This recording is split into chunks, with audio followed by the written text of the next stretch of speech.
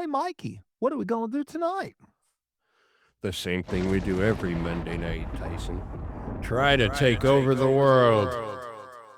Or record a podcast.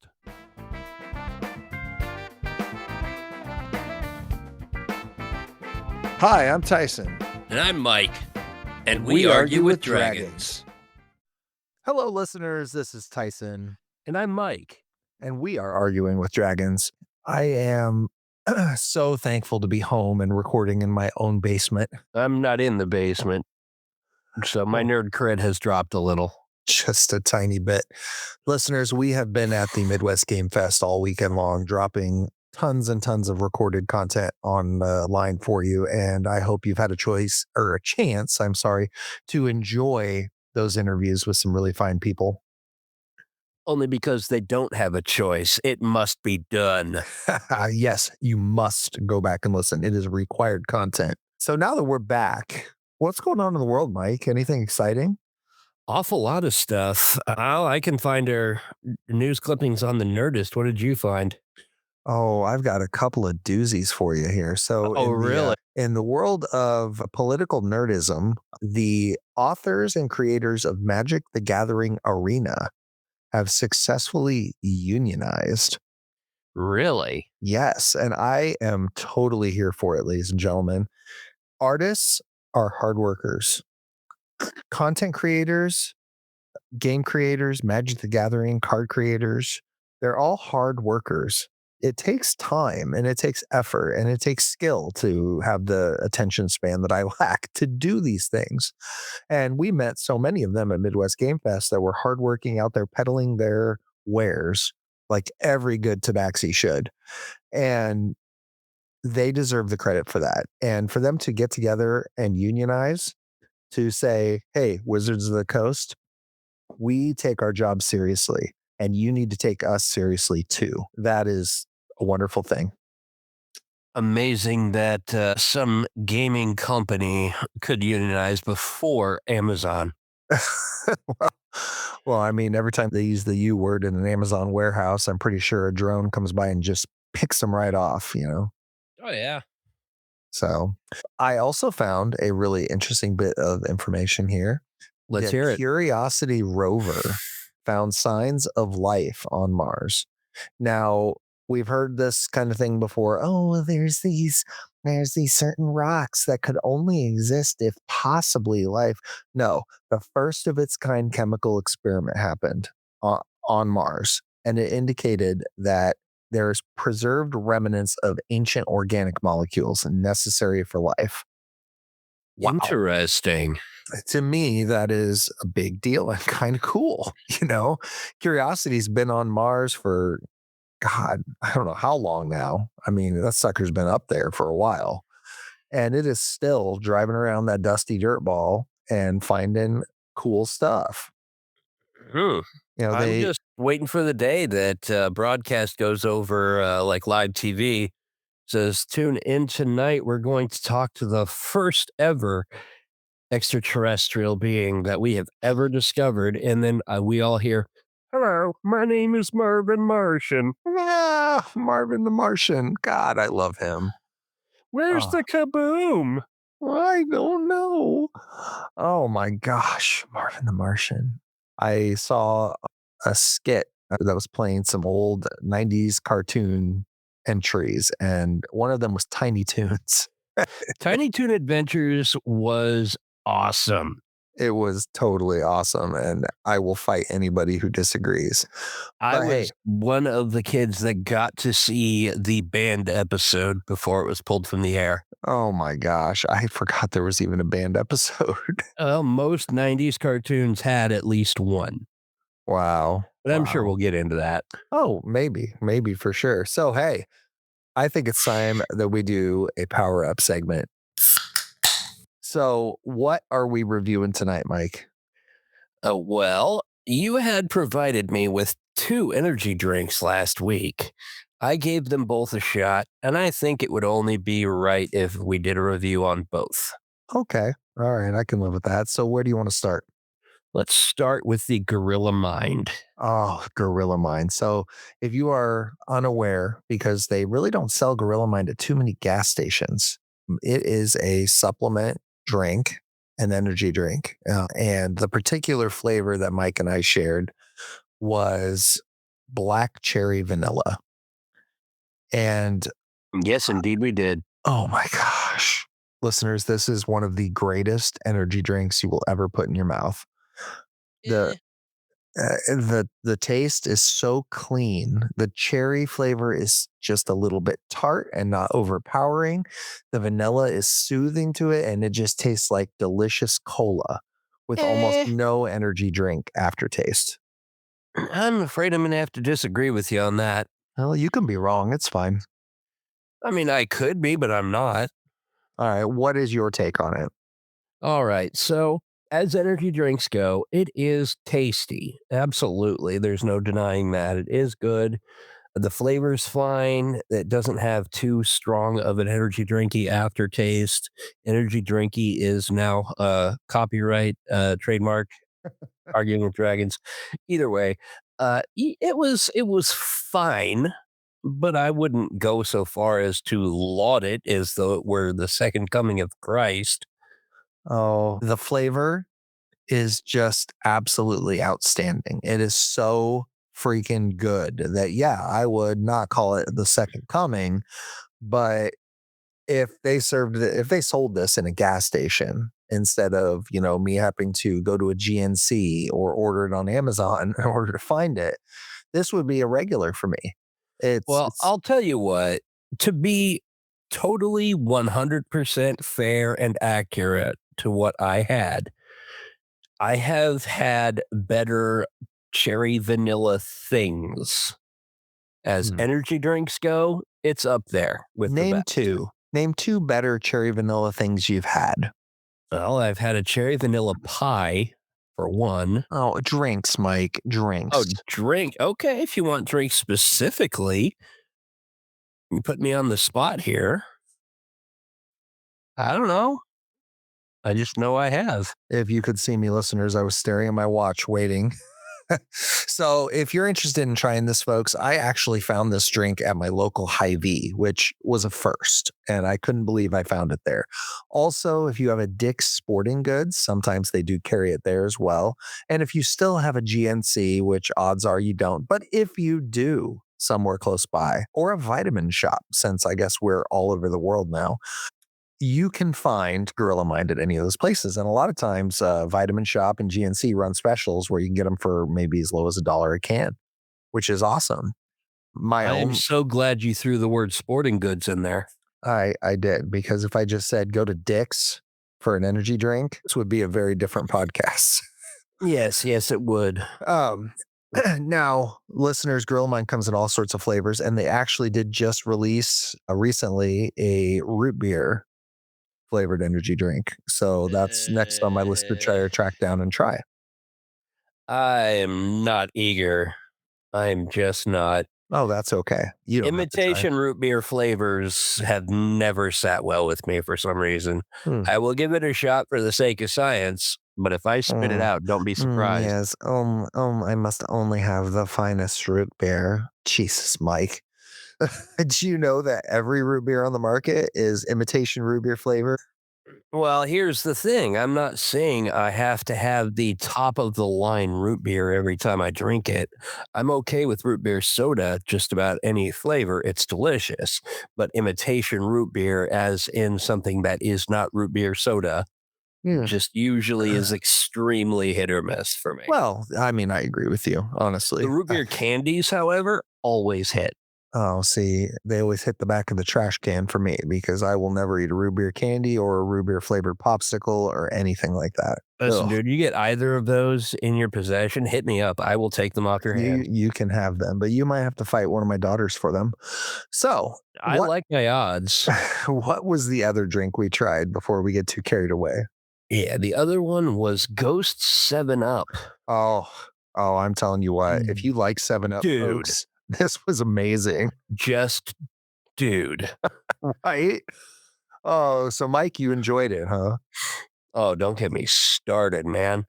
I like that better than I like regular 7 Up, and that's saying something because lemon lime soda is my favorite soda. Yeah, and, ladies and gentlemen, if you haven't drank a Ghost before, they tend to hit the flavors they go for, Oh, they and do. and They do. they hit you like a dump truck, and Dump trucks don't generally go that fast. I would use a different analogy. now there's 2 Ghosts that I've had that have been awful. The pink lemonade, and you can flame me, internet, if you don't agree. I didn't Um, hate it, but I can kinda see where you're coming from. I It's not the greatest in the world at all. definitely couldn't finish a can, and then the one I literally spit the first drink out and dumped out immediately was the original flavor in the white can. The original I don't think I've had that one, actually. Well, that's because they didn't really release the original flavor in a normal 16-ounce can until just recently, like, as in maybe the last 4 months. Yeah, my wife and I tried one, and we both thought the same thing.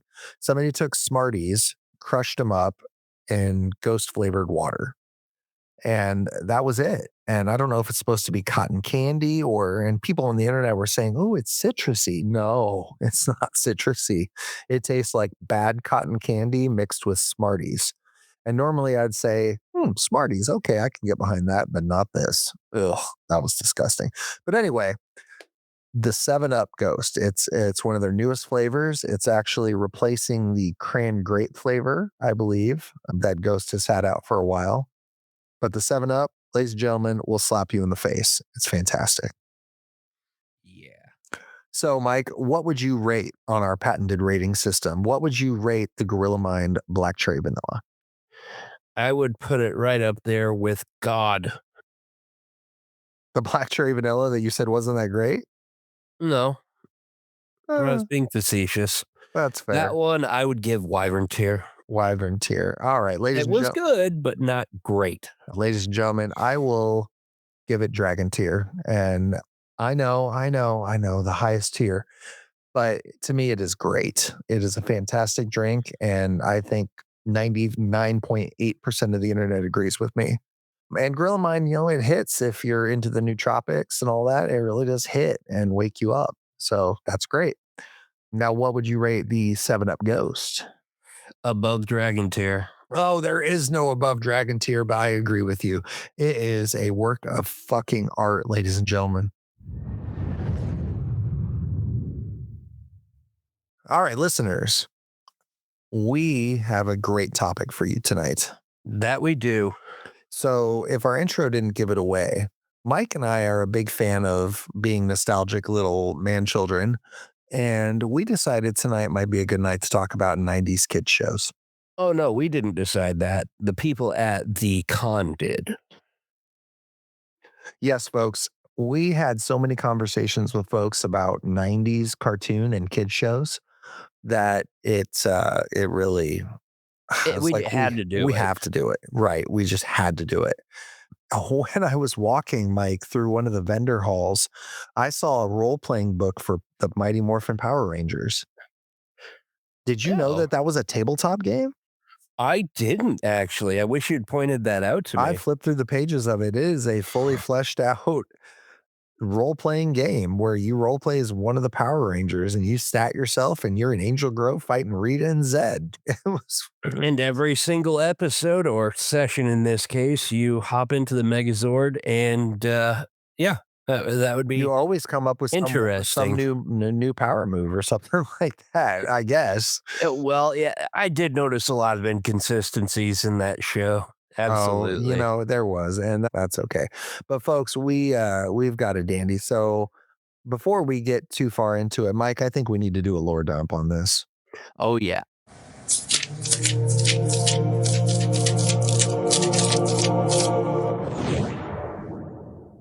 The 1990s kids TV landscape was a battleground dominated by a few key players: Nickelodeon, Fox Kids, and Disney, plus to a lesser extent, PBS and MTV.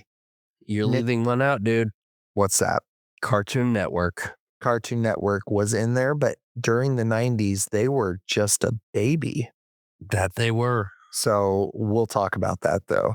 Nickelodeon ultimately controlled most of the space with its original hits like Rugrats, Doug, and Ren and Stimpy, the three original Nicktoons, while Fox Kids countered with action heavy staples like the Teenage Mutant Ninja Turtles and the Mighty Morphin Power Rangers. Disney Absolutely. Disney carved out a strong syndication though with the Disney afternoon lineup. They caught so much success off DuckTales that they spun it. Ooh. Yes. They spun it off with Darkwing Duck, and they spun off The Jungle Book with Tailspin. And PBS, they came in lukewarm with Arthur. And Arthur was a big hit for a lot of kids. And they were rocking the Magic School Bus in the 90s. And That they I mean, were. those were two shows that I think you could show a scene from to anyone in America, and they could tell you exactly who Arthur was or who Miss Frizzle was. That they could. And because they can do that, they got to make these lists. Now, now MTV had at least one boundary they had to press. They were pressing into that whole like teenager market, and they had Beavis and Butthead, which you can't talk about 90s without talking about Beavis and Butthead. You just can't, Absolutely not. That would be sacrilegious. right? Now, behind the scenes, there were a handful of voice actors that were defining this era. Billy West. Ladies and Mhm. gentlemen, Billy West was all over your childhood, whether you knew it or not. Now, you may know him today as the voice of Philip J. Fry from Futurama, Yes, you but do. if you didn't know, he was also the voice of Doug and Doug's nemesis, Roger. And Roger he was, Klotz. yes, he was the voice of Ren and Stimpy. He was Bugs Bunny for a while. He was the fucking red M&M. I mean, Yes, he you was. didn't even watch commercials without hearing this guy's voice. And if you look at a picture of him, you'd be like, oh, because he's an odd looking fella. But I don't care. I love him. To be fair, he is in his 70s now, Yeah, that's fair. That's fair. But he's as still is Katie Seagal, and oddly still extremely hot. okay. Jim Cummings also became the backbone of Disney animation, and Rob Paulson showed up everywhere from the Ninja Turtles to the Animaniacs. Yeah, I Right. got a fun fact for you about Jim Cummins. Yeah. What's that? Well, first and foremost, a little backstory on it. During the recording of The Lion King, the Disney film, the actor behind the voice of Scar, Jeremy Irons, did all of the singing as well as the voice acting. And during the point in the Be Prepared song where he shouts, "You won't get a sniff without me," he threw his voice out to the point he couldn't finish the recording. And at the time, they had a limited time period to finish that song specifically and move on with the recording sessions. And who would happen to be in the studio but Jim Cummins?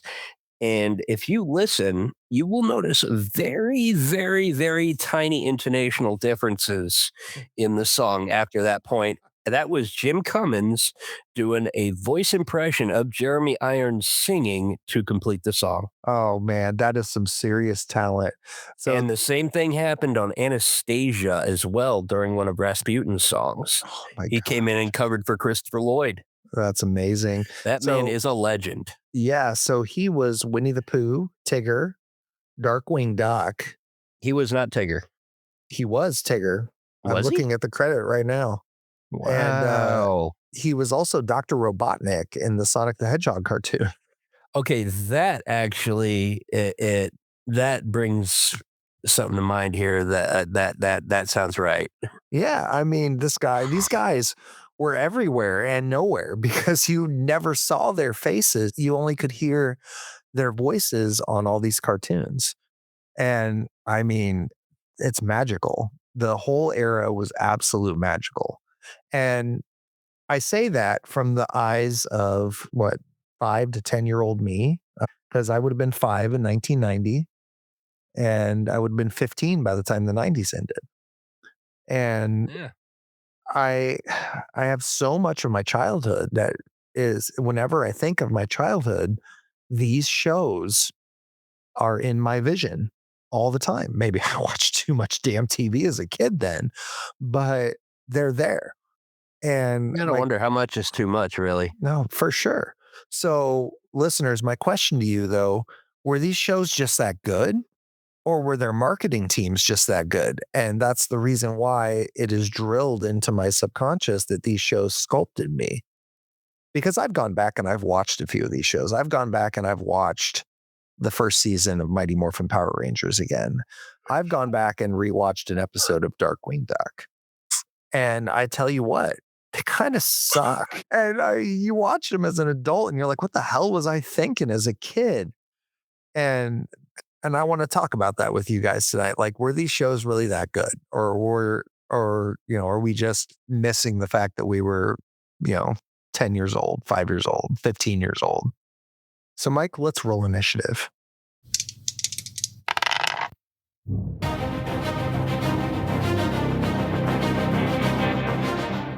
Pro tip, go in with an open mind instead of nostalgia goggles. I am trying because I will tell you there's some shows on this list that I would still sit down and watch today. Oh, for So, sure. Mike, I'm sure you've got your own list. So why don't I let you start? Let's talk about some of these shows that we love. Where do you want to start? Let's start with PBS. It's the least representative of the bunch. All right. All right. What show on PBS you want to start with? Let's go with Arthur. Arthur. All right. Only because there's a little more to talk about, I think, with the Magic School Bus. That's absolutely true. So Arthur premiered on PBS in October 7th, 1996. Yeah. It was developed by WGBH and CINAR to adapt Mark Brown's popular children's book to animation. I actually remember real vaguely, of course, my parents reading Arthur books to me as a little kid before Arthur ever hit PBS. Oh, okay. Or before I ever watched PBS, I should say. So those abbreviations I gave you are actually TV stations in Boston and Montreal. FYI. Canadians. And the Bostons. That can have Boston. I brought up Arthur because I asked a few people in my life, some folks at work and my wife, what their favorite cartoon shows were when they were young and growing up. And Arthur was my wife's favorite. She loved it. She watched all the episodes. She had all the books and she just loved it. And knowing her as well as I do, I cannot see that. But she did. So tell me, what did you love about Arthur? There is very little that I can put to mind other than a few choice phrases and a few choice notes. However, I do remember a lot of the characters' names. Okay. Yeah. So you know what that tells me, Mike? What's that? That tells me that you are looking at Arthur through nostalgic goggles. Because if you can't remember scenarios, episodes. Oh, no. I can remember the scenarios, just not like lines. Oh, that's I should have been more specific. So tell me, when you think of Arthur, how do you feel? Like I'm curled up in a duvet on a Saturday morning enjoying a nice mug of hot chocolate, but enough about my early 20s. So Arthur was very wholesome. Yes, it was. PBS was very good about wholesome shows. And, that's great. So flipping through the Wikipedia page on Arthur, Arthur is an animated children's television series developed by Mark Brown and Kathy Waugh and produced by blah, blah, blah, blah, blah, blah, blah. Production of the series was first announced in 1995 and first aired in 1996. The animation's pretty solid. And what is really wonderful is that the series lasted till 2022, and that's amazing. So we're talking, quick math here, 26 years of Arthur. That checks out. That's incredible for a PBS Kids show. It had a 25 season run with 253 half-hour episodes. I guess I didn't remember the episodes being half hours. I thought they were 10-minute segments. No. It is fifth in the longest running animated series behind The Simpsons, South Park, Family Guy, and SpongeBob. And that's PBS, guys. I mean, the 90s were freaking epic. That they were. All That right, they were. so Magic School Bus. Let's talk about the Magic School Bus a little bit. What do you remember about that show? I remember learning a hell of a lot, and just as a little bonus tickle to the nostalgia muscles to all you listeners out there, we had the rollaway TVs on carts in school, and we had Magic School Bus. We did. I actually read the books before I ever saw the cartoon show. And I absolutely adored those books. Miss Frizzle was my teacher, and I loved her so, so much. Oh, Um, absolutely. it was broadcasted from 1994 to 1997. And the premise of it, folks, if you've never seen it, Miss Frizzle is these kids' teacher, and she's a fucking wizard. She, I don't she know. she's a witch. She has to be. She brings the school bus to life and takes the kids on wondrous journeys, shrinking them down to the size of a molecule and taking them inside a human body, or flying them into outer space and seeing the whole solar system. Oh, She's a fucking witch, and the yes, best indeed. kind, because she just wants your kids to be happy and educated. Folks, if you burn her at the stake, I will come for you. I will too, actually. Do you Now, know who performed the theme song for My Little School Bus? My Little School Bus. Or not My Little School Bus, the Magic School Bus. Who performed the theme song for Magic School Bus? I don't know, and at this point, I don't care. I'm judging the hell out of you. Little Richard. Really? Yeah.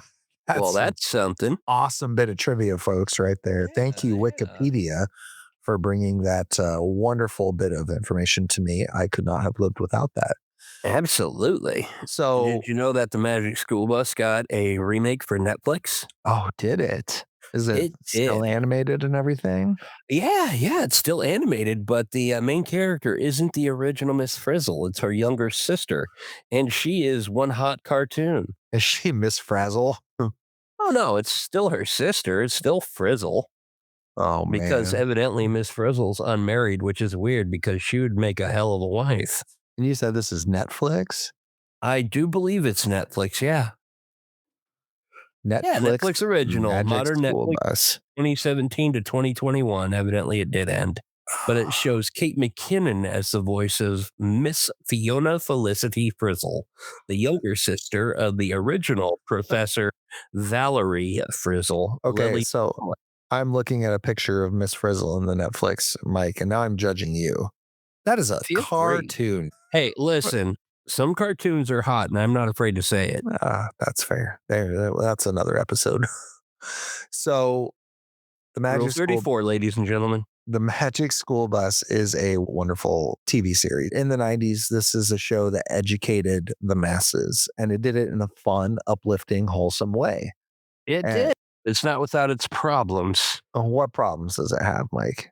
Well, there was one episode where they showed you the life cycle of a salmon. Oh, I remember that episode. The bus turned into a fish. Mhm. Mm-hmm. And do you remember the part where it shows you how fish reproduce in egregious detail? Yeah, the female salmon lay the eggs, and the men come and spooge all over them and Uh-huh. fertilize them. And the kids in the school bus were The the sperm, target of that or were they the explosion. sperm or the eggs? They were the eggs. Oh, see, I don't care, Mike. Kids need to learn about the birds and the bees, and apparently the salmon eggs. And well, the problem is that their parents should be teaching them that 100% of the time. I disagree. I've met a lot of parents, and I think Miss Frizzle and the kids on the Magic School Bus are probably better teachers at reproduction than some of the parents I've met.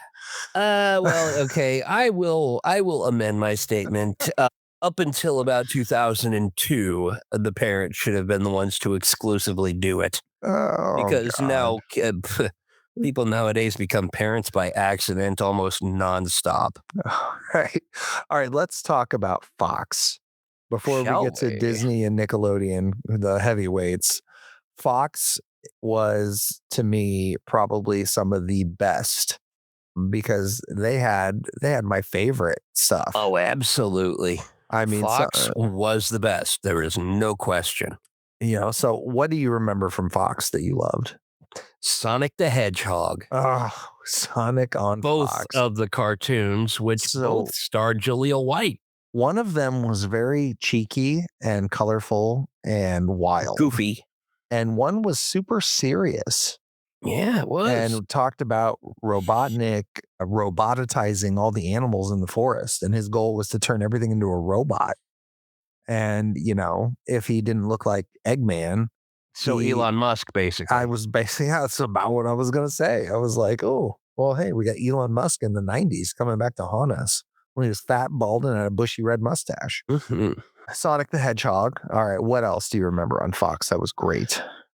Well, we had Winx Club. That was a little after my time, but my kid enjoyed it. I don't remember that one at all. It was about fairies. Gotcha. Yep. The Dragonflies show, I believe, was Fox. Okay. So are we going to skip over the heaviest hitter of them all on Fox? Oh, no, not at all. We're going to The work our way up to it. All right. So I owe credit to Fox Kids for Pokemon Indigo Oh, League, absolutely. Yes. That was the original Pokemon cartoon aired on Fox. every single morning before school. Yep. It was like the 7 to 7:30 block. Yes, it Something like that. was just in time for most kids to get off and get to school. Yep. And I owe seeing my first anime cartoon to Fox. It was the Samurai Pizza Cats. Was that actually anime, though? Yes, it absolutely was anime. Or was it just a Japanese cartoon?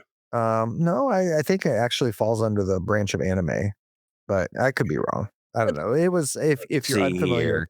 if you are unfamiliar with this, folks, it was pretty much the Ninja Turtles, only they were cats, and it was anime, and they ate pizza just like the turtles, and instead of the foot soldiers, they beat up ninja crows.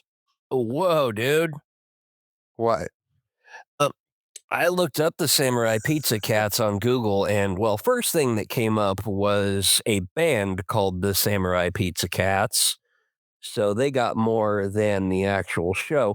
But there is an upcoming video game based on the Samurai Pizza Cats. Are you serious? 100%. It is described on Wikipedia, folks, as a Japanese anime series produced by not even going to try to pronounce its name productions. And there's a cool picture of the three cats. Now, this See, show, I can admit when I'm wrong. yeah, this show had a line in it I will never forget. The female pizza cat was getting really pissed off because somebody stepped on her tail or something. And she was just so angry and screaming, and her eyes were bugging out of her head. And the other cat looked at her from behind and said, "Hey, when she's mad, she's kind of sexy." And that line, as I don't know how old I was pretty fucking young because it stuck out. I think I was in the third grade and I was like, what the hell are they talking about? Eh. What does that mean? And then I found out later, of course. I mean, that's kind of Yeah. problematic at the same time, kind of hilarious. But It was to me, it's hilarious because I have a fond memory of finding out a term like that from a stupid show like the Samurai Pizza Cats.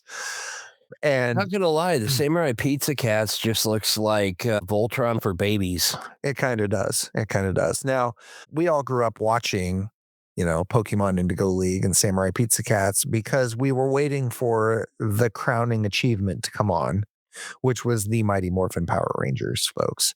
This was not a cartoon, but this was a live action kid show.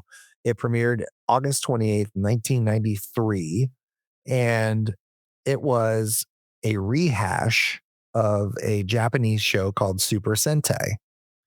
And they had such a low budget that they actually reused all of the battle footage, all the footage in season 1 of the Power Rangers with their masks on fighting, or the Zords fighting, were all from Super Sentai. They were just dubbed over with English speak. And I And don't to me, care. that's hilarious. It is, but I don't care.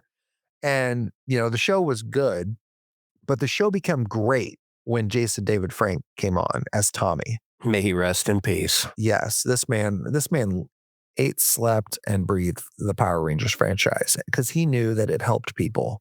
and he struggled with his own demons, but that man was so creative and so dedicated and stayed with the franchise for years. And when the Green Ranger arc came, there was such a spike in ratings. Everybody knew the Power Rangers. And it wasn't even just the show, they had an excellent toy line. I mean, I have the most vivid memory of being in Kmart. Okay, that's how long ago this was. Kmart, folks. For you youngins, that used to be a store kind of like Walmart, only Only smaller. 100% shittier. Yeah, yes, and they had a program, they had a layaway program, and for, again, you children, a layaway program is you could take an expensive item and you could put it on layaway, meaning you paid them a little bit of money and they would put it back for you, and you kept making payments on the item until you paid it off, and then they would give it to you. It was an excellent way for broke little, 8-year-old boy like me, or however old I was, to get his hands on the one and only Dragon Zord toy. Uh-huh. I was obsessed with the Dragon Zord. It was my favorite toy. And I carried that son of a bitchin' thing around Kmart after I paid it off, so proud. And then this woman walks up to me and demands to know where I got it and wants to take it out of my hands because it was the toy that everyone wanted that Christmas. And I looked at her and I said, "Get away from my toy." And I ran off. But no, the Power Rangers, man, so influential. Extremely. Although, I must say, the only good one was the first one. Mighty Morphin was the only one worth watching. The series was interesting in that season one, every time a new season happened, they changed Zords. And, I stuck with it when they became the Ninja Zords, or or when the White Ranger came and, they had new Zords and they were animals, and then they became the Ninja Zords, which was a little bit different. Then the Mighty Morphin Power Rangers movie came out, which was really cool. And it told the story of Ivan Ooze and all that, and how they got the Ninja Zord powers, and that was cool. But the TV series told the same story completely differently. Yes, it did. And they met some clown named Ninjor, or whatever his name was. Um, Zordon? no, they met Ninjor, who's this big blue robot looking guy. You can't see his face. And in the movie, they meet a half naked chick on an island who swings sticks and scares off the Tengu warriors. And she's the one who helps them get their powers. You actually remember what those bird people were called? Yeah, Nerd. Tengus. Yeah, I am a nerd. I'm proud of it. But the Power Rangers had everything. They had the fighting, the ninja stuff, and they definitely rode the Teenage Mutant Ninja Turtles coattails as far as they could. Which we'll get to the turtles here after a bit. Well, I mean, Super Sentai came long before the Ninja Turtles. Oh, Ninja Turtles was released in 1987, December 14th, and that was just the TV show. And Super Sentai, 1975. 1975. So let's just look. Oh, so the Ninja Turtles comic book was first released in 1984. So Uh-huh. yeah, so Sentai came first. Take Now, that. did anybody in America know what Sentai was in 1975? Abso-fucking-lutely not. Exactly. Exactly not. Nobody knew Um, what it was until the Power Rangers was released. I find it really fascinating that the Ninja Turtles were conceived in 1984. Yeah. That's almost mind blowing, but we'll talk later about them. Absolutely. So, Let's do that. how did the Power Rangers affect you as a kid? Did you have It any of the made me want toys? to be a ninja. Didn't it?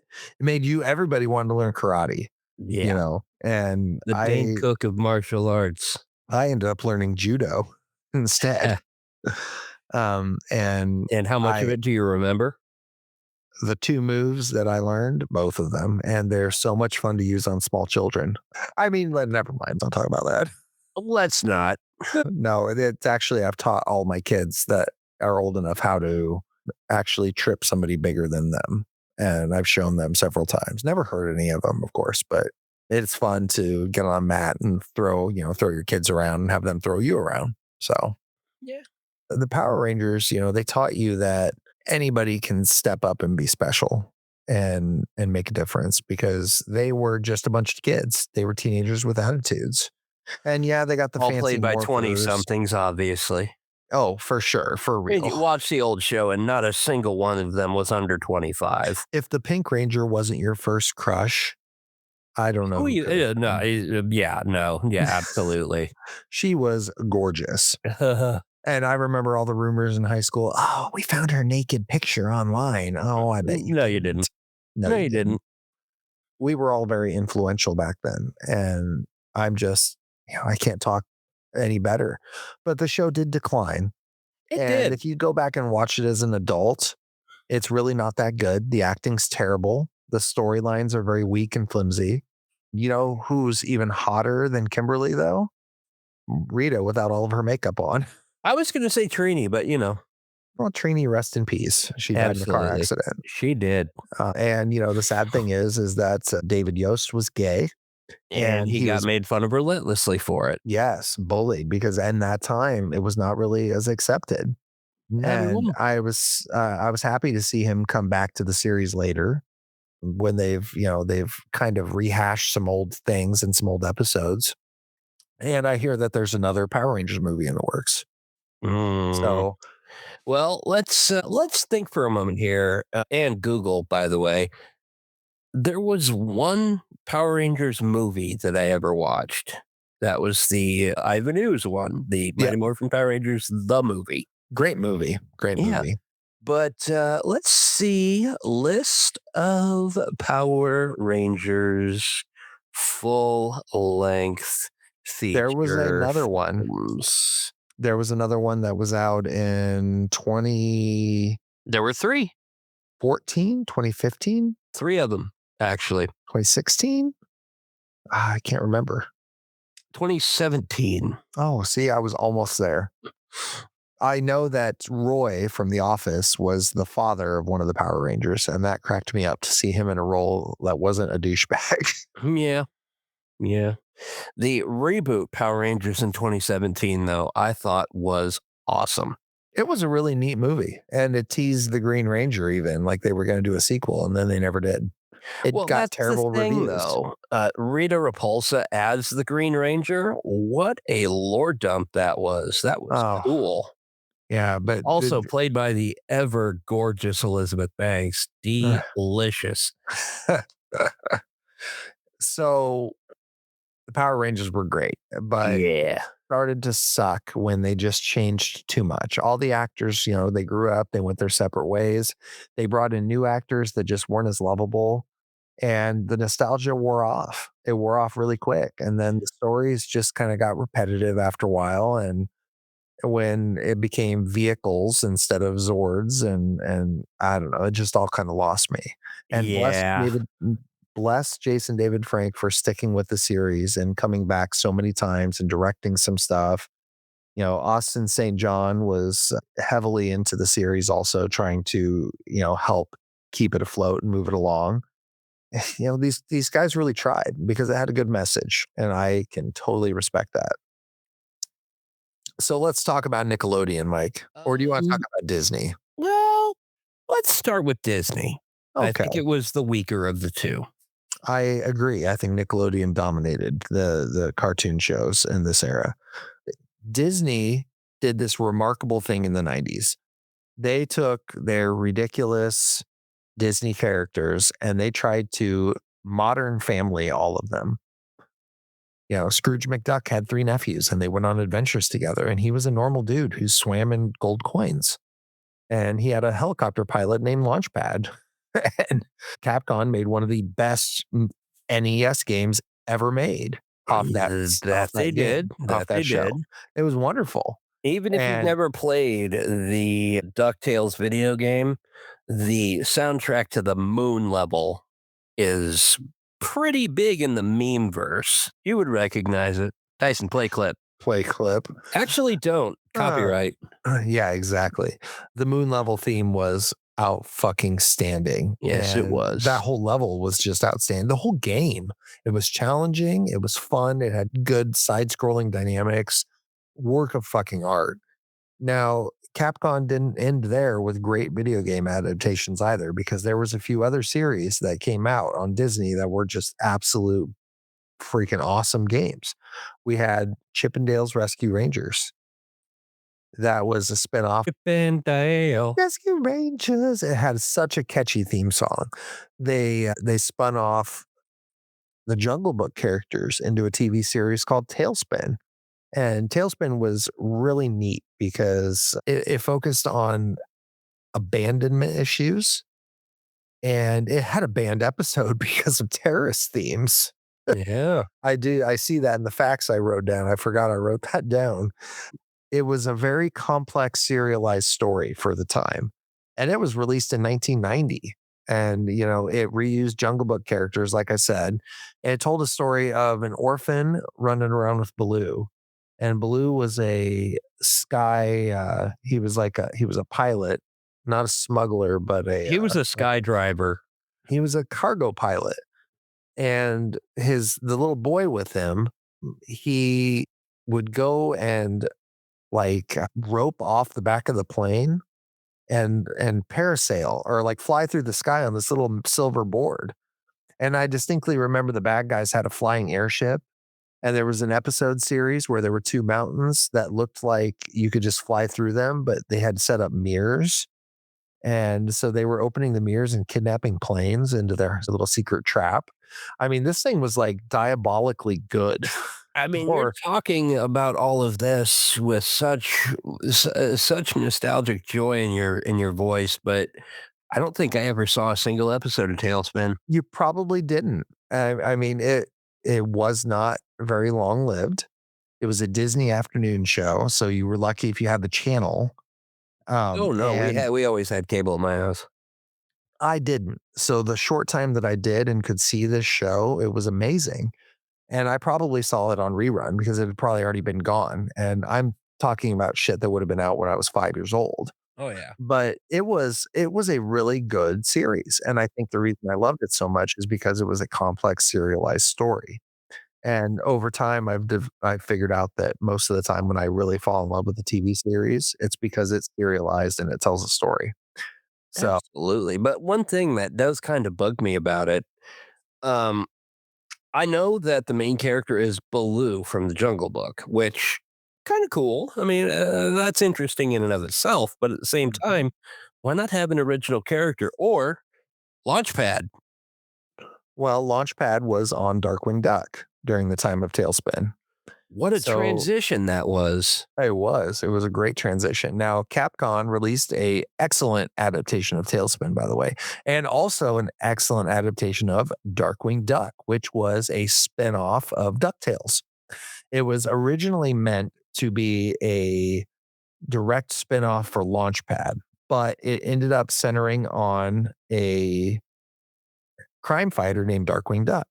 And he was just a dad, and he had an adopted daughter named Goslin. I think she was adopted, and he looked out for her and he fought crime on the side. And he had some really eclectic villains. One dude he had plugins on his head, and he talked really funny. It was a neat series. And I look at this one, and I know I look at this series through nostalgia goggles because I don't remember a single episode or what it was about. I just remember every Halloween, I wanted to be Darkwing Duck, and Darkwing I Duck. never got to be. And I was obsessed with the video game because the video game was one of those side scrolling masterpieces that I mean, you had to play. Now, it was also done, I believe, on maybe the Sega CD. I watched a playthrough of it where another system picked up Darkwing Duck, Game Boy. and no, it was full color, and it was awful. Like, the play was terrible, like absolutely terrible dog shit. Like, the hitboxes were all wrong. You could hardly jump. I think the angry video game nerd did it, but the NES Capcom title freaking tops. If you have not played it, pick up an emulator or go find an NES and find a cartridge. Play it. It's freaking cool. Good luck, fucker. Yeah. Darkwing Duck. I had toys. One of the villains was a dog that was made of water. I mean, it was just cool. And there was the duck that was a half robot that drove around on one wheel from DuckTales was in it also. Oh, no, I was right. The Darkwing Duck video game was re-released on Game Boy. It wasn't the Game Boy. It probably was released on Game Boy, and it It was probably was. I'm looking at it right now. I guarantee you it was a direct port of the NES game. Oh, I'm sure. But yeah, Darkwing Duck, total tops until you're an adult, and then you watch it again, and you're like, I loved this. Why did I love this? Well, again, that's one of the ones I never got to watch. Well, it was like, it was Disney's spin on Batman Oh, almost, yeah, only with absolutely. the I mean, comedy vibe. I you know? watched Batman, though, as a kid. I loved the Huh? movies. I loved the cartoons, all I of it. I did too. And I have a list here that I've got in front of me of my top 8 favorite shows from that era. Oh, yeah? And I'll go over it here, but we've already talked about several of these. Yeah. So let's talk about everybody's favorite losers, and probably a show that you may or may not have been allowed to watch in the 90s. But let's talk about Beavis and Butthead. I don't see why we shouldn't. So my fondest Beavis and Butthead memory was my mother kicking me off the TV when they were headbanging to Highway to Hell. And she's like, you don't need any Highway to Hell in your life, and shuts it off. And I'm like, oh, but I love this show. What do you My remember? parents always changed the channel on me when there was any kind of graphic similar to Beavis and Butthead, including Dr. Katz, professional therapist. Uh, There's a blast from the past for you. yeah. But yeah, the Beavis and Butthead, I remember having to sneakily watch at midnight on MTV when I was a little kid. Oh, yeah. I ended up doing the same thing. I Yeah. remember what I loved fondly more than anything about Beavis and Butthead, though, was the commentary to the music videos. Oh, yeah, for And sure. when they Now, when the they re-released, remakes. yeah, when they Yeah. remade it and re-released it, they didn't have that, and it wasn't the No, same. no. Well, there were two re releases of Beavis and Butthead. Oh, yeah? Yeah, there was one that came out in like 2012, I think. And they were just doing commentary on reality shows on MTV because that's all MTV did anymore. But yeah, definitely a downgrade. But the re-release of Beavis and Butthead that came out somewhat recently on Paramount Plus, they were doing commentary on TikTok videos and short form videos. And I thought I would hate it, but it was actually kind of awesome. What did you think about Beavis and Butthead Do America? Well, well, hmm, how do I put this? I watched it one night with one of my buddies at home when we were little. Well, not little, but teenagers. And we both did Beavis and Butthead imitations throughout the whole show. And then after the show was over, and then when my parents got home from whatever they were doing, we were stuck in those voices for like an hour. Like we couldn't stop. Beavis and Butthead got into all of pop culture. I mean, they were everywhere. Do you remember Austin Powers? Oh, yeah. They made Austin Powers 3. Then check out Butthead. This chick has 3 boobs. How many butts does she have? I mean, fuck, it's classic. Well, you think I mean, go back even further. Have you ever seen the movie Airheads? Adam Sandler, Brendan Fraser, and Steve Buscemi? I've heard of it. I have not. I may have seen it Okay. a long time ago. Quick fire plot here. Three metalheads are desperate to get their music heard on the radio, so they grab some squirt guns, paint them black, and take over a radio station. And at some point in the middle of the film, they get the radio station up and running while they're desperately and bumblingly trying to get their mixtape on. And they have a call into the radio station, and it is none other than Beavis and Butthead themselves. Calling in saying, "Hey, you guys are the Lone Rangers, right? You guys suck." It was so good, but I mean, they didn't say it was Beavis and Butthead, but it was the voices. That's fair. Unmistakable. That's fair. So let's talk about the big three a little bit because we're running short on time. And when I say the big three, I mean they're the original three Nicktoons. Okay. I want you to rate them in the order in which you enjoyed them: All Doug, right. Rugrats, and Ren and Stimpy. And we're talking about the Nickelodeon Ren and Stimpy, not the bullshit that was put out later. I would argue that the bullshit that was put out later was better, but still. Um, I would put Rugrats at absolute D tier. No question. Oh, you're a fucking dick. I'm aware. D is for dick, but yeah, no, Ren and Stimpy just above that. Oh no, I got that backwards. Doug just above that, and then Ren and Stimpy is A tier. Not quite A S tier. tier, but close. I look back on my memory and I loved Ren and Stimpy. Don't get me wrong. My favorite, probably, Billy West was Stimpy, and I don't know. As I look back on it, I realized that I loved Doug just as much, even though it was so much of a different show. Well, Doug was real drab. It didn't have a lot of room for actual comedy. It was Hmm. more of an after school special made into a cartoon with some Yeah, humorous devices in it. it was a real kid though who had real kid problems and sorted them out in real good kid ways, and he wrote about it every episode in his journal. Yeah, And he had an exactly. eclectic Yeah. family. He had a crush he was too scared to talk to, and it's Dating just his like, nemesis, by the way, if you ever watched the movie. Patty never dated Roger. Oh, yeah, she did. No, never. Could have sworn. No, absolutely didn't. Patty hated Roger. She liked Doug, but Doug never would just tell her that, "Hey, I like you." But, I felt Doug in my heart because in my heart as a kid, I felt weak and powerless and wanted to be a superhero too, only I didn't put my underwear on the outside of my pants and put a belt on my head. But Doug was just so fucking wholesome that I love it. And I loved Rugrats too. That show cracked me up because those little babies talked funny and they talked cute.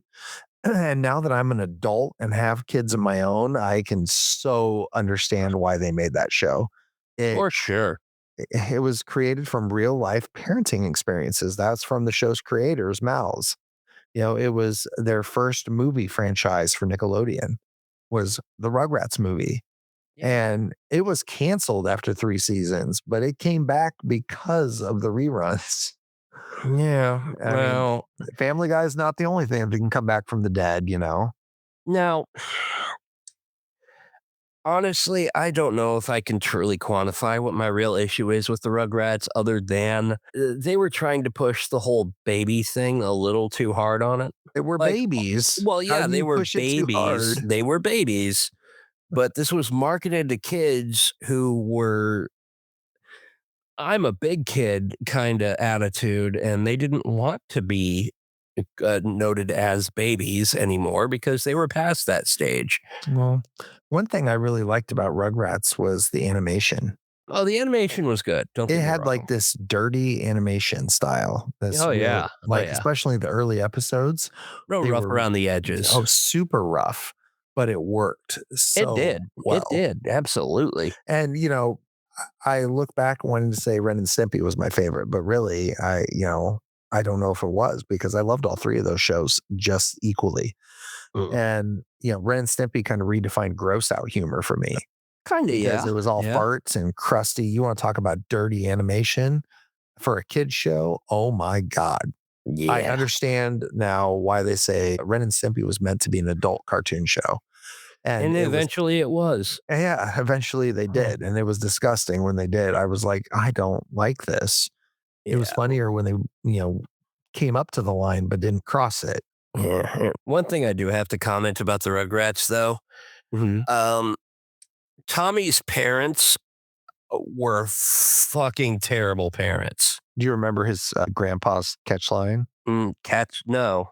Back in my day, we had to walk Oh, yeah. 15 miles to the grocery store.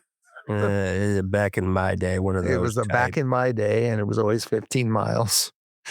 Of course it So was. stereotypical, but it sticks with you. I can close my eyes and I can see what his grandpa looked like in that TV series. I can see every character. In one episode, Chucky got his nose fixed. And Really? yeah, so Chucky had sinus, like he took some medicine and it cleared his sinuses. And Chucky sounded like a normal kid. And he could breathe and he could run and it was wonderful. And then his dad couldn't afford the medicine or the surgery. And then he had to go back to sounding like Chucky. Yeah. And I Hmm. felt so bad for him now as an adult. I just want to scoop him up and be like, let's get you on Medicaid, kid. Sure. Come on. Absolutely. Yeah. But Medicaid wasn't a thing back then, was it? Oh, yeah, absolutely. It was. Oh, But, Nick. they dealt with adult problems in a kid's show. And I commend them for that. I do. So Nickelodeon didn't end there. In the 90s, they came out with several other cartoons as the years went on to continue their trend of dominance. Do you remember some of those other cartoons that they came out with? Well, yeah, absolutely. I can. First and foremost, and probably the most notable of them, SpongeBob SquarePants. Now that was nowhere close to when these shows were out. SpongeBob came out much later. They had a whole slew in between. So, Oh, and they this did, but it's the most notable of the 90s eh, ones. probably, but let's talk about the not notable ones because I don't think anybody needs to talk about SpongeBob SquarePants here. No, not at all. Let me So, just take a shot in the dark at what you're talking about here. sure, Hey Arnold, that's one, but there's Rocket lots Power. more. That came much later too. Oh, I did? No, all right. Mhm. Well, let's see. Rocco's Modern Life. Oh, hell yeah. Ah, Real Monsters. Okay. Cat Okay. I see where Dog. you're going with this. The Angry Fucking Beavers. Never watched the Angry No, Beavers. you probably did, but it was the Angry Beavers from the back room at the video store and not the Angry Beavers on Nickelodeon. And you wonder why I have so many problems. Oh, most definitely. So Nickelodeon kept the hits up. They had these shows that were, Hey Arnold still holds weight today. It is a fucking awesome cartoon. It is wholesome, it is funny, it is good, and there's all kinds of crazy shit going on. And Hey And it Arnold, had a hell of a jazzy intro theme, too. oh I yeah, could listen to that anytime. it did. I can draw Arnold's head still. Like I just mean, you just draw a football. they taught you how to draw it in one of the cartoons or at the end of one of the shows once, and it was kind of cool. It stuck with me. But my wife still plays Hey Arnold for our daughter, and it's wonderful. It's so Uh, cool. I don't know. With modern sensibilities, I think Helga Pataki's obsession with Arnold is unhealthy, bordering on creepy. Yeah, and so is the boy who sneaks up on Helga all the time going, I Well, mean, I mean, it's so sneaking up funny. on somebody to scare them is Alls I ineffective wanted when you have sinus problems. Yeah. alls I wanted to do was see Arnold and Helga end up together.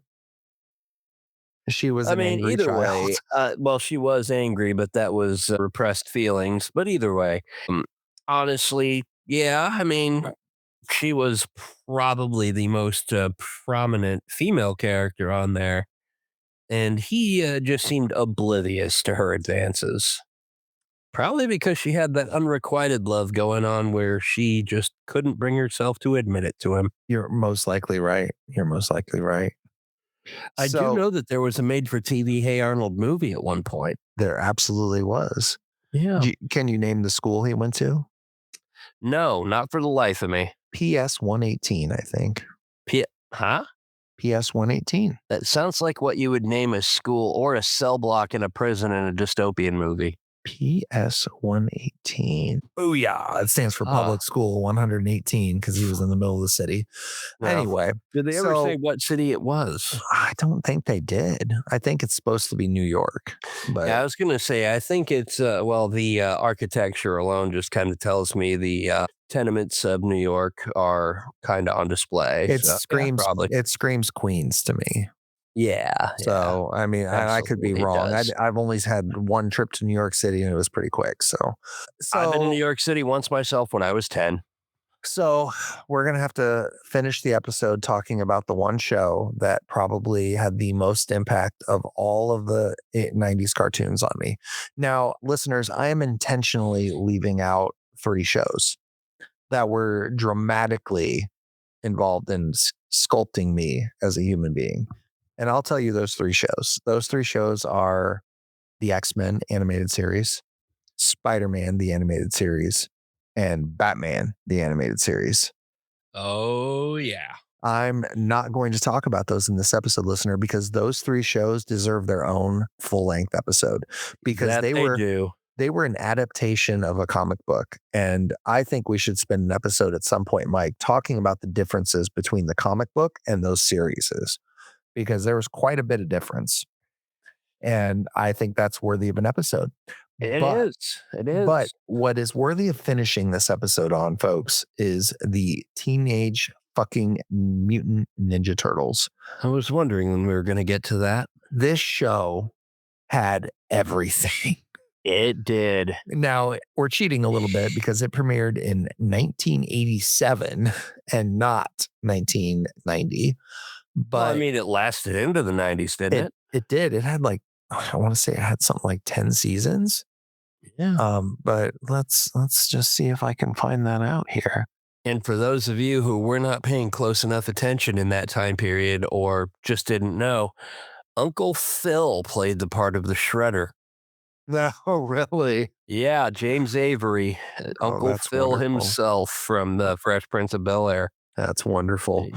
So I was correct. 10 seasons. The seasons got real weird at the end because there was like aliens and they had introduced all kinds of new stuff and it was creepy. But this show just had everything. Now, a fun fact in the comic books, they all had red masks.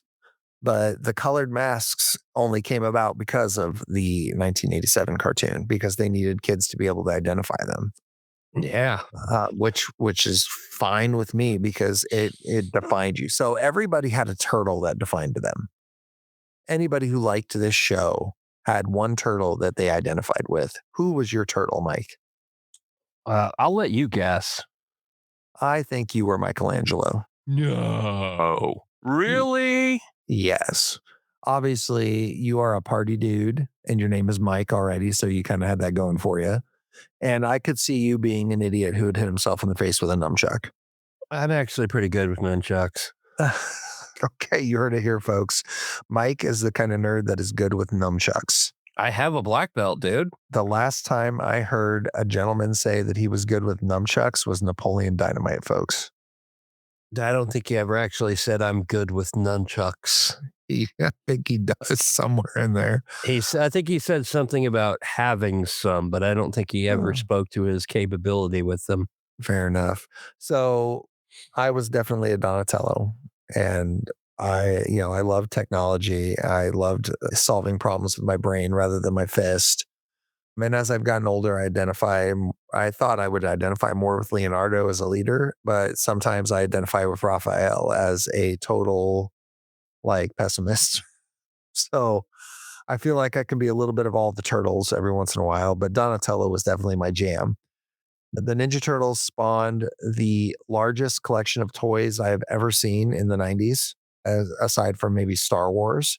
They had everything: a blimp, a car, a techno drone, a big sewer playset, a New York playset, like 1,000 fucking action figures. I was almost the proud owner of a Technodrome toy. Oh yeah, what happened? Well, one of my parents' friends had a son who was just a couple of years older than me. He had hit his teenage. I want to say he was probably 5 or 6 years older than me. I just don't remember. But he had hit his teenage years and got over his Ninja Turtles toy collection. Just as I was getting into the Turtles, we went to a garage sale. His Technodrome was being sold. And I said, Mom, I want this. And she had to run to the car to get her purse. And by the time she got back, somebody else had grabbed it. Oh my God, that's tragic. It was traumatic, dude. You were never the same again, were you? I became an addict.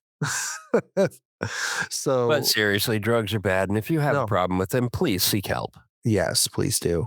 Um, I remember seeing the Technodrome at Target for sale when Target first opened in Burlington, Iowa, which was a very long time ago. And I remember seeing it being like maybe $79.99 or something like that cost wise. And in 1990s money, that would be like $400 today. I Well, mean, I'm not let's, doing real math here, but I'm like, gonna do the real math just for the sake of argument here. well, while you're doing that, folks, You go ahead and keep talking. I'll go ahead and just look it up and then oh, chime in I in a will. I minute. will. That's fine. This show spawned so many games. We had the original TMNT on NES, one of the hardest Okay. fucking video games I am gonna ever. stop my Googling just to chat about that for a few minutes. I knew that would stop you dead in your tracks. Yeah, Even meant to be a Turtles game, or was it meant to be another game that they just skinned over? I do believe that it was supposed to be something else originally, but they realized, hey, we are sitting on a gold mine here. Let's make it a Ninja Turtles game. Instead And of it, that damn okay, level, you know, they didn't fucking make a gold mine game. They made a uranium mine game. That game was not meant for fucking children, and I don't care who you are. one swing of the pickaxe and yeah, kaboom. I mean, I watched some playthroughs on some Facebook reels of different levels that I never even knew existed. Because you never got to them. Do you know there's an airport level? Yeah, I did Never know been that, but there. only because I'd seen the playthroughs too. The It's dam is great. where the dam was the great divider. It was, and it was because it was broken. The dam's hitboxes were actually off by about 4 millimeters. So you'd get shocked when you didn't have a right to be Well, 4 shocked. pixels, but yeah. Well, yeah, same diff, whatever. But they fucked up that in the game, and that caused that game to be stupid hard. And, even the regular levels were kind of stupid fucking hard anyway, but still cool. Now, they had a quick follow up to that game called the Manhattan Project, and it was not a side scroller, it was a beat 'em up. And that's where the money is. That's where they hit their stride, was the beat 'em up games, because by the time you got to Turtles in Time on the SNES, you had almost a direct port from an arcade game at that point. And that game was addicting. It was hard as shit, and you needed a second player with you to help get you through it. Well, almost needed. Hard as shit though. Yes, it Me was. and my eldest son spent months together playing that game, trying to beat it. And I don't think we ever did. We made it to the final Technodrome level and could not get past it. And then I died, and then he went on to continue right up to almost the end and then died. And if you I didn't, got to the sewer surfing level. yeah, that level's tough. Yeah, I mean, it's so it's a easy to throwback just to Battletoads. exactly. It reminded me a lot of Battletoads. But the Ninja Turtles continued on. They had a Tournament Fighters game on both Sega and SNES. And I guess it was also out on NES, but I think it was so shitty because of the system that it doesn't get talked about much. But Sega and SNES had a version, and they were very different games. But still, it was a full Mortal Kombat Ninja Turtles game. And that's cool as shit. And now in the modern era, there's been lots of Little Turtles games that have come out for the systems that are all pretty much shovelware as far as I'm concerned. But an indie company put out Shredder's Revenge on Steam for your computer, and it plays just like the old arcade style beat 'em up, only with modernized graphics and new special moves and online play. And it's only like 15 bucks. So listeners, go out and get that game. It's freaking phenomenal. Yeah. I'm not sponsored by anybody here. I'm just telling you, as one nerd to another, it's worth your time. You have talked to me about it a couple of times, and you didn't have to convince me as hard as you did, but by golly, you tried. I know, I know. I ended up buying it for my eldest son and then played with my younger son. And all three of us played online until we beat it. And Yeah. shortly after, they came out with an expansion that I think I need to still go pick up and try it out. But Yeah. yeah, Okay, Ninja so I Turtles, have some total tops. complicated math for you. Okay. Foremost, $49.99 was the original price of the Technodrome playset. Brand Okay. new in the box with all of the attachments, all that in a bag of chips, all included. Okay. $49.99. In 1990 was when it was released. Okay. All right. That is equivalent to approximately $126.30 today. Oh, no wonder my mom did not want to buy that for me. Well, to be fair, a toy that awesome was worth every penny. Oh, I bet you it's worth a Yeah. lot of pennies today. Well, that's the second part of what I wanted to talk about. I did a little digging here. Turns out that an original 1990 vintage version generally costs between 200 and 400 for loose used sets, while sealed in-box versions can exceed $1,000. Ooh, see, it shows on my mom investment opportunity. Buy fucking two of them. Let me play with one, keep the other in the box. Just harkens back to the 40-year-old version. He buys all the toys when he was a kid, and he had all the willpower in the world not to open the boxes, and now they're worth a ton of money to the point that he could buy a mansion. He sells them all, Yeah. doesn't he? He Yeah, he sells them sold them all. all and bought a mansion with it. He didn't buy a mansion. Yeah, he did. Look at the very end of the movie when he Yeah, finally is they no were on their longer a virgin. honeymoon. That was still a gigantic house. There, they were on their honeymoon. Well, There's the woman's cleaning their honeymoon suite, and they're like, get out. yeah. No, no, he does sell them all, and he starts his own electronics store. Is what he does. Oh, that's right. Yeah. Well, Yeah. I mean, it's been a long time since I No, watched it. Don't no, judge I me. know, I know. I love that movie. It's funny as hell. It's a great movie. So let's conclude, Mike. Yeah. Were these cartoons good, or were they shit that we just like because we were little and liked them? Most of them Let's were rate good. them. Let's rate them real quick. All right, we're gonna go down my list here and rate them. Okay. So, Teenage Mutant Ninja Turtles. Where do you rate that? S fucking plus This tier. is dragon fucking tier all the way. This show had everything. 100%. It had ninjas, it had cool shit, it had aliens, it had Splinter, it had Shredder, it had it all, baby. And it spawned movie after corny movie after toy, everything. All right. Let's just take a second here to say how much we despise the live action remakes. I don't despise them. I think they were wonderful for their time. They were goofy, yes, and the turtles really kind of lost their identities that they had in the cartoon. Oh no, But no, no, no, no, no, no. I'm not talking the 90s movies. oh, the newer ones. I didn't mind. Yeah. I didn't even mind those. I thought those were kind of neat. Yeah, the turtles look all scary and weird, but that's what they would look like if they were real. So Well, it was it was it was very turned into a Michael. spectacle. It was It a was very Michael it was Michael Bay yeah, it was very Michael 100% of the Bay. way. It was Uh, very Michael Bay. Michael Bay is just the hokey new version of hokey. The scene with them going up in the elevator and they all start beatboxing, Okay, that was awesome. fucking awesome. That was awesome. Uh, Absolutely. all right, Darkwing Duck. Now, if you never saw it, Mike, right? I can't fairly rate it. All right, I would rate this Wyvern tier. As much as I loved DW, I can't say that it has replay value. I'm gonna say Wyvern tier though because it had some memorable ass villains and some really cool fucking toys. All right, the Mighty Morphin Power Rangers, exclusively season 1 and 2. Same Dragon tier, dude. Fucking dragon tier all the way. If you didn't like them, you were a fucking loser, and you can fight me.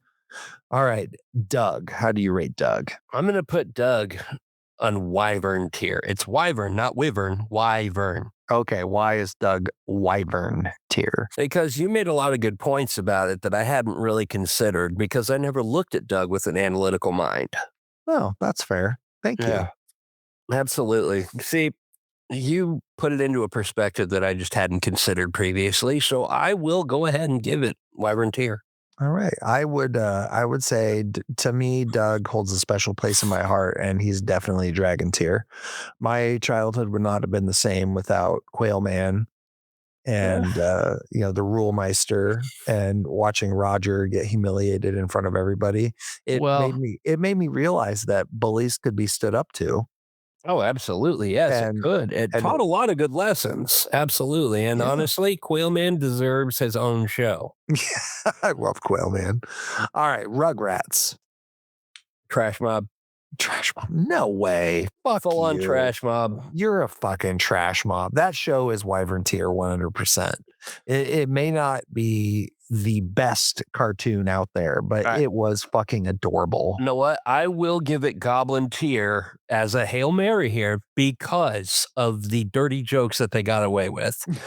and the positively introspective existential crisis that Stu Pickles has making pudding at 3 in the morning. Oh, yeah, when his wife, yeah, he gets up, Why are you making pudding at 3 in the morning? Because I don't know where my life's going at this point.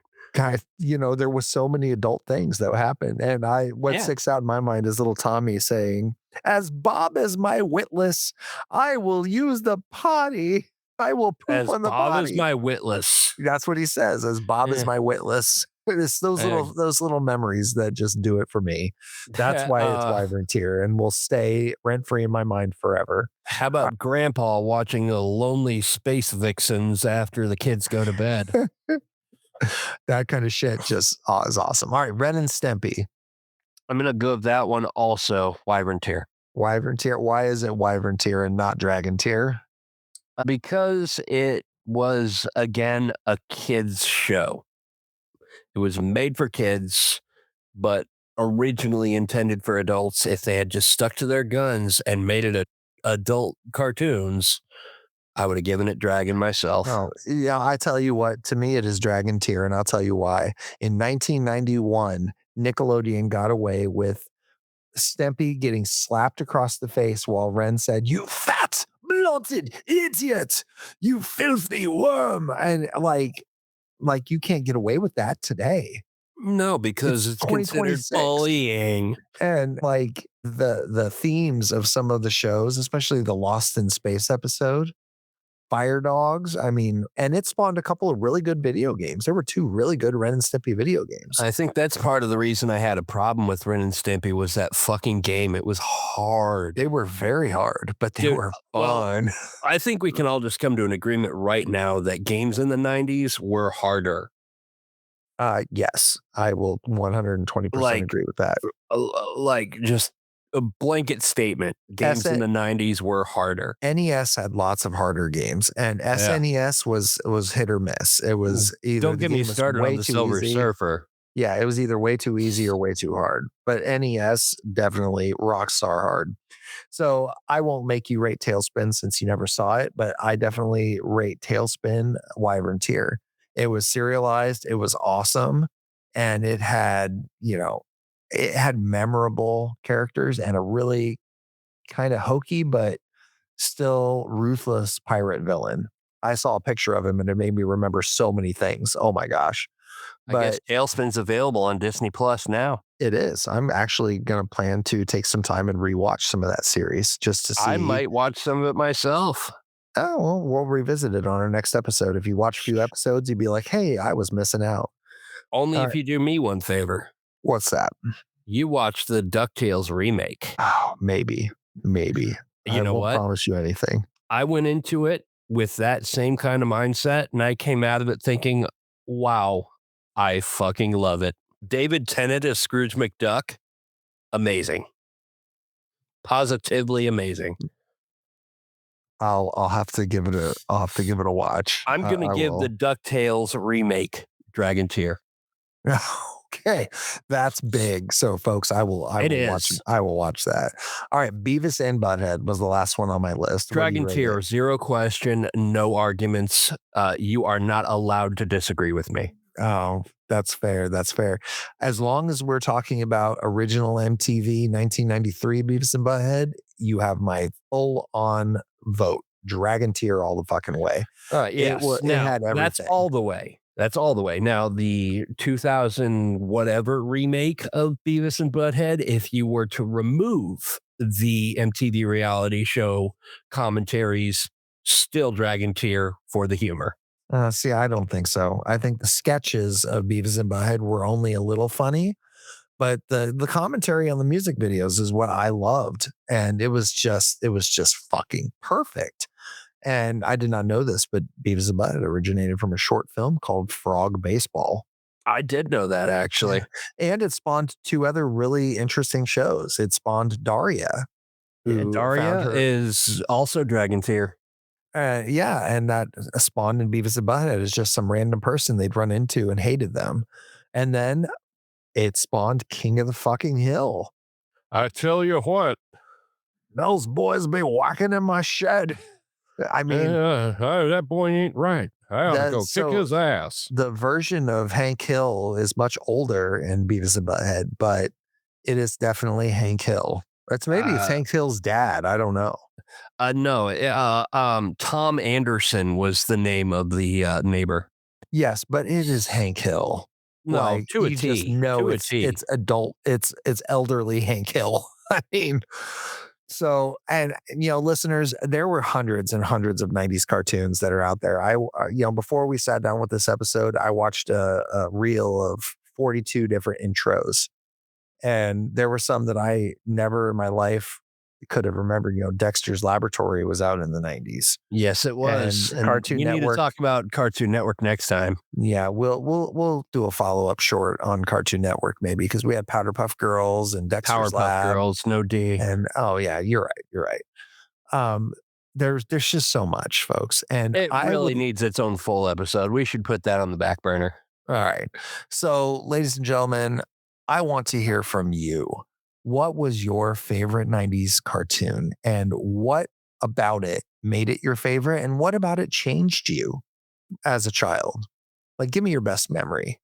And also tell me your least favorite. Tell me the one that when you saw it come on, you were like, fuck this shit, I'm turning it off. I'd like to see and hear all of those things from you listeners. And Most there certainly. are several ways you can contact us with this information, folks. We have a Facebook page, facebook.com/arguing with dragons. We have an email address, arguingwithdragons@gmail.com. We have an Instagram, arguing with dragons. We have a TikTok at arguing with dragons. There are so many ways, folks, you can contact us and let us know what you think. So if when you want to be a little more succinct with it, just link tree arguing with Oh, dragons. yeah, you All can, those links and more. yeah, you can search up our link tree and you can find everything. Soon, folks, we will have a merch store where we'll be offering a variety of t-shirts. I'm actually hunting right now for some artists that want to do the artwork for some t-shirts. So that's going to be a lot of fun. And, we are planning our next year's cons already. So that's in the burner because, this podcast isn't going anywhere, folks. We are here to stay in your ear for the duration. Yes, indeed, we are. So I hope you're okay with that. I should hope so too. All right. So before we let our listeners go, Mike, do you have any final thoughts or interesting trivia for them? Well, I do have a fun fact for you. The smallest city in the world is the Vatican City, or the smallest country in the world, I should say, is the Yeah, Vatican City. it is. Look, folks, if you didn't know, it's its own country. Yeah. And Even though it's called a city. he is the freaking Pope. I'm a freaking Pope. All right, folks. Except the Pope now be like, yeah, I'm the freaking Pope. Huh? I love our Pope right now. I'm not even Catholic, and I'd be like, man, you are my guy. I will talk to you about God as much as you want, brother. I got to be honest, though. Something sounds just incorrect about the Pope being from Chicago. It just doesn't sound correct. Well, they picked him. They vote. That they did. All right, folks. My name is Tyson. And my name is Mike. This has been Arguing with Dragons. You have a great night. Good night, folks.